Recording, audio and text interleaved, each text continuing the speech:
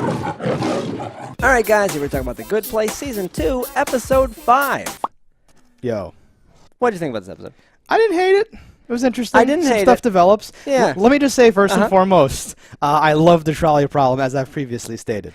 Yes. This was a much, it felt like a higher production value episode than we usually have because happened, even just the kinetic things of motion with the trolley. Right. I enjoyed the problem, and I liked Michael fucking with them and Yes. just like, oh, come on, I had to get a little fun. I had to goose you a little bit. It's all good. Yeah. But it Yeah. also puts into perspective that, like, I don't know if they showed Chidi really realizing that, like ethics is not real. Like, it's a thing you can think about as an abstract thought, but put in the motion. There's not enough time often to make these proper decisions. Yeah. You can't always be the ethical person. You have to do this, that. And when put into the situation, it should always honestly be which way hurts less people. Okay, yes, but there's no answer to the trolley problem. That's the whole point of it. It's like a thought exercise. Well, the answer is whatever you go with. No, yes, but there's no. So, like, the reason why. Okay, this is good that this came up. Then the reason why we think about this when we're not on a trolley hurtling towards people is so that we can try to decide what the best thing is without having all that pressure of Kill the one person. it really happening. Yeah. Always. Okay, no. So that's like step one of the trolley problem. The whole thing, like when you trolley problem someone, and they did it a little here, but they don't have time to really. And like I've said that before, I'm not going to be critical of the show for not doing real ethical philosophy like you in would 22 minutes. And like because they're trying to do a show. But I love that they gave people a taste of this to like.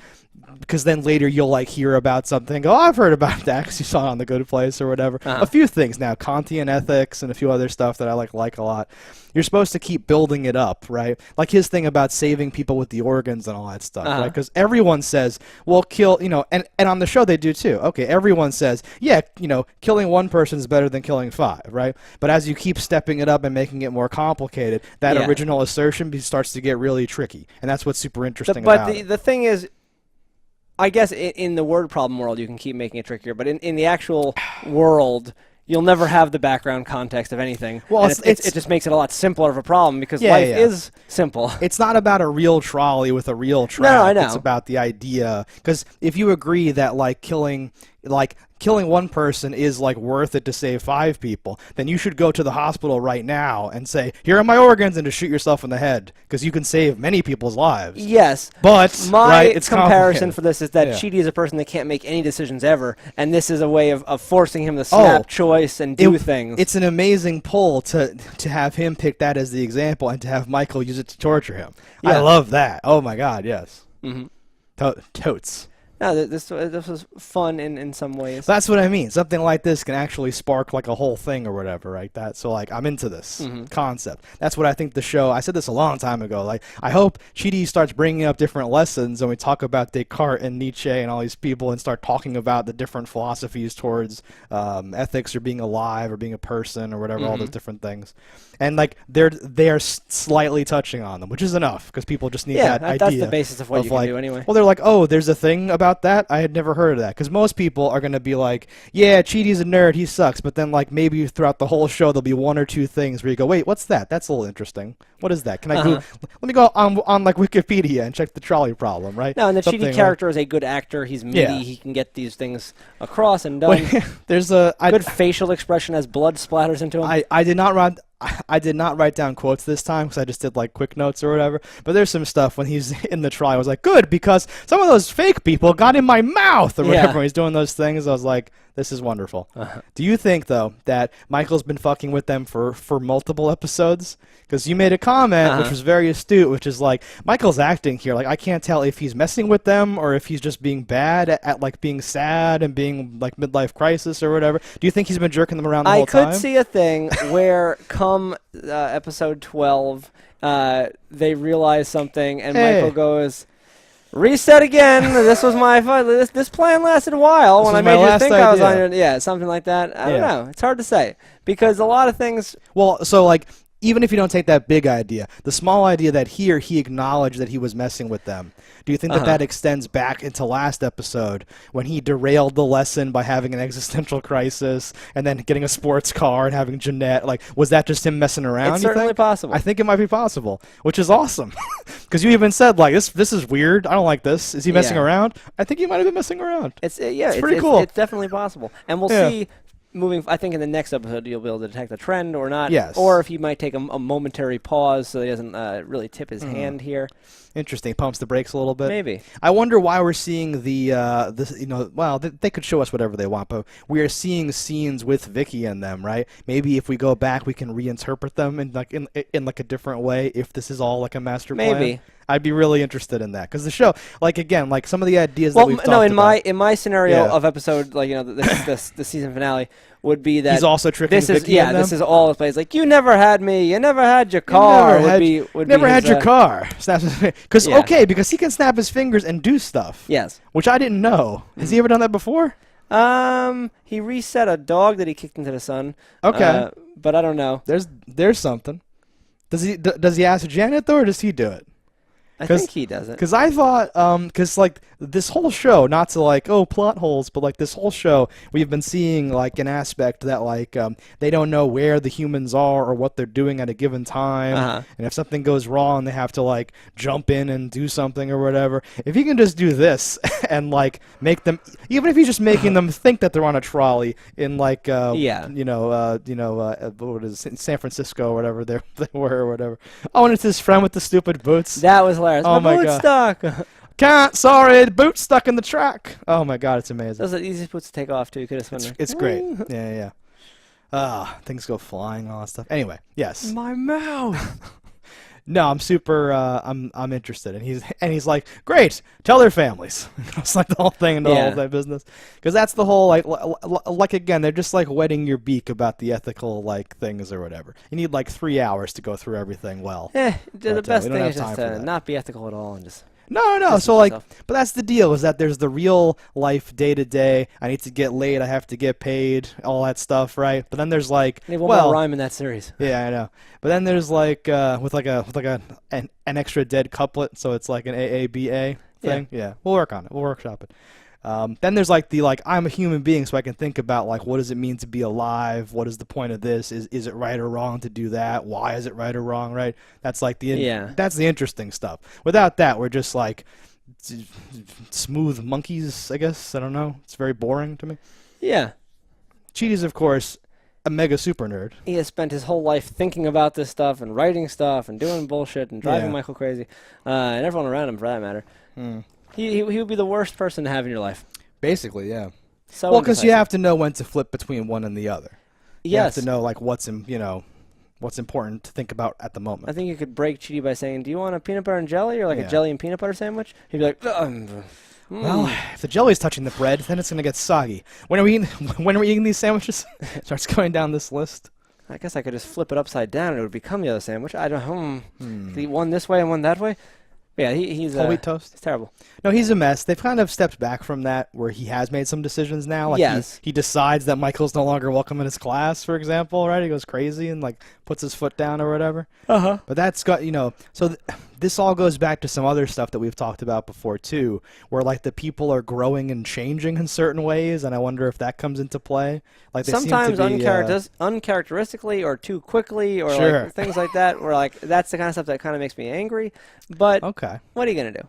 Well, there's a whole concept in like the afterlife in certain faiths or cultures about like you get reincarnated and like come back to Earth, and like you're trying to your soul is slowly improving and learning lessons along the way and all that stuff.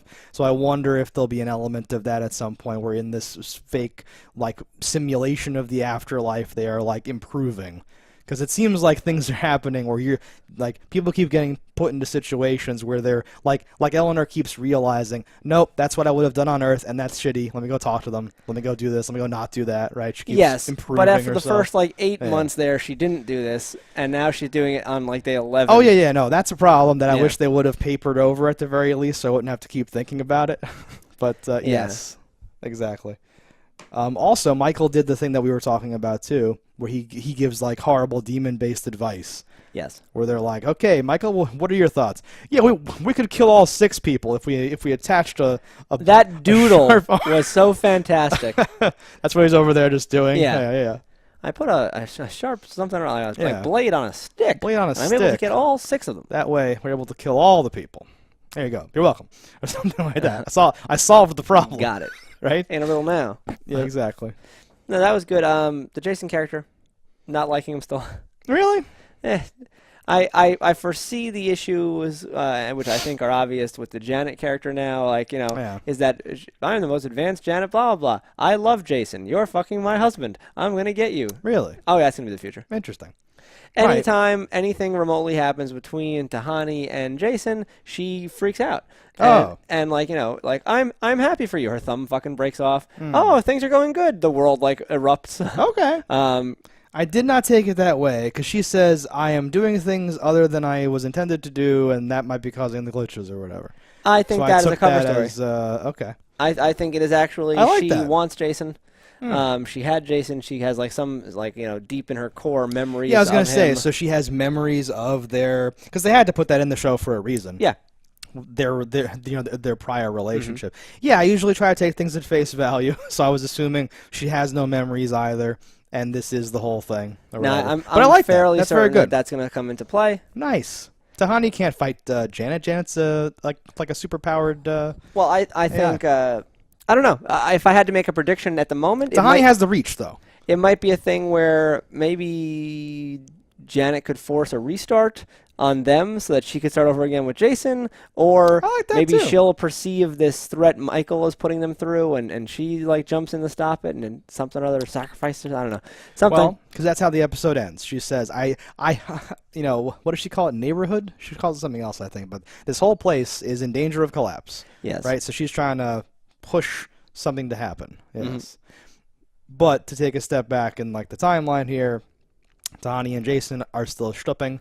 Yes. And that's still whatever it is or whatever. And Janet gives them like couples therapy and all that stuff. Yes. I am a sucker for that stupid thing of, I'll have to read every book ever produced by humans about this. And we're good. All right, let's go. And then she's sitting there, has glasses for no reason, and is talking to them. The glasses are a nice touch. Yeah, little things like that. All the Janet things are really a nice touch. They did cast tight. a good well character yes. there. And she does hit it like she's like on a 93% batting average here. Yes, right. Yeah, one of the highest. Yeah, well, she probably has the fewest dropped lines of the group. Michael's probably the second fewest. Ooh, bold. Eleanor's like a 50-50. I was gonna say, where do you put Chidi next? Chidi might be the next one.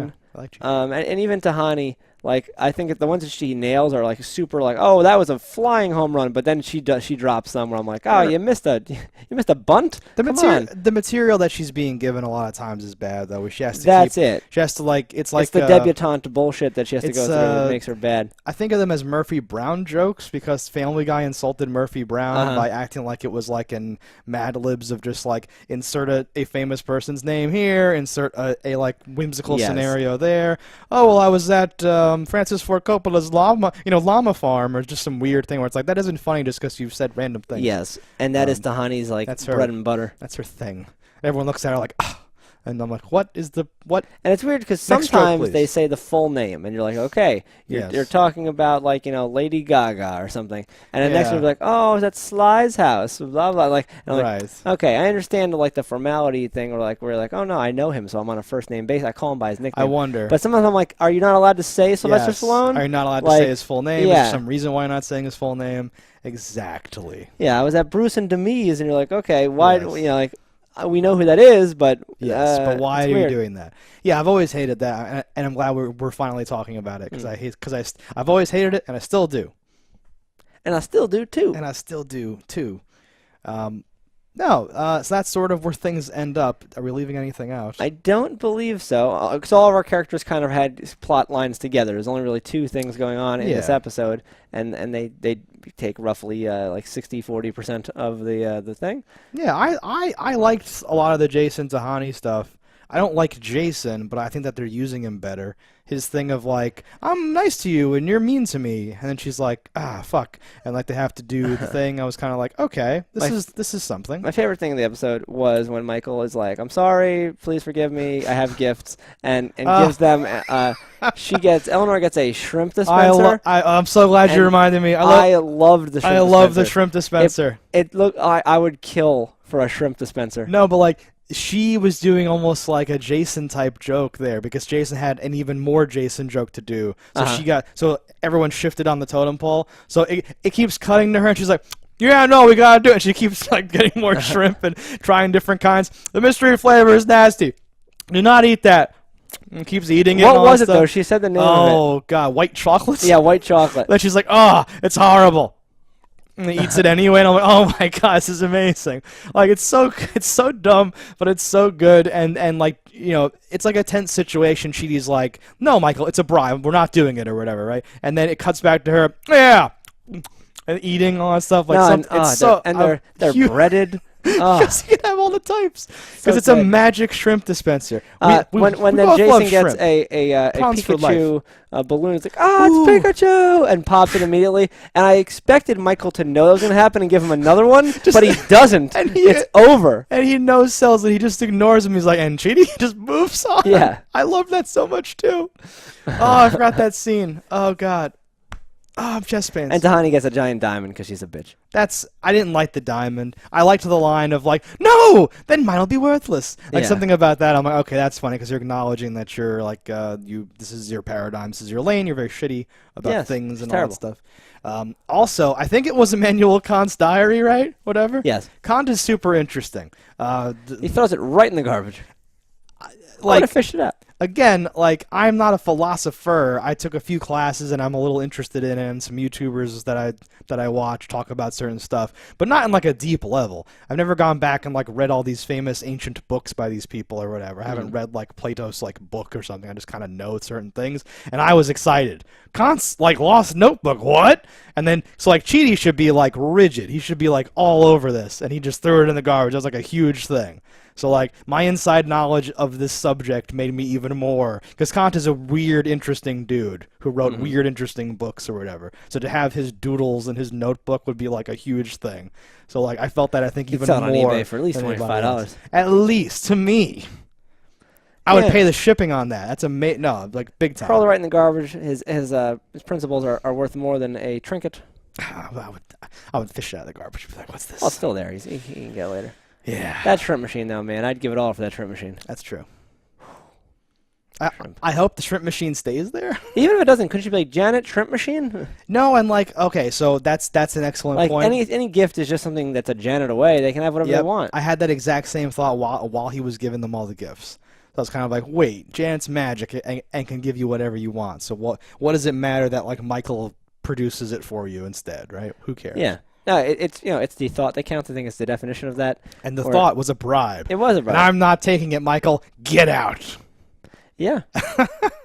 But, ultimately he does say what he wants, the apology, he gets back in his good graces. And, did you think it was sincere, the apology? It didn't come out starting sincere, and it might have ended sincere. So, that's funny, too. And again, Ted Danson can pull it off. What do you want me to say? This. And he's like, well, I mean, yeah, Mike, I want you to apologize. And then he goes, this.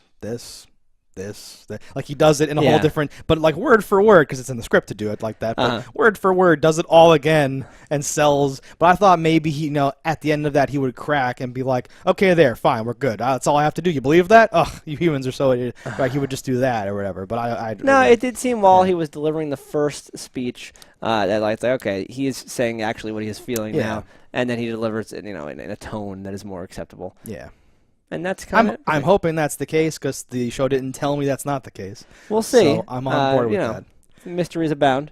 But now we're back in a familiar spot where the world is tearing itself apart. Yeah. And we need to figure out how to prevent that from happening.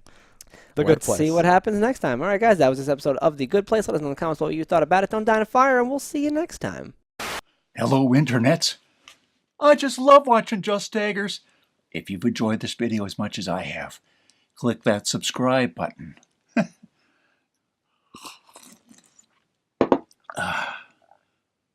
Peace out, homies.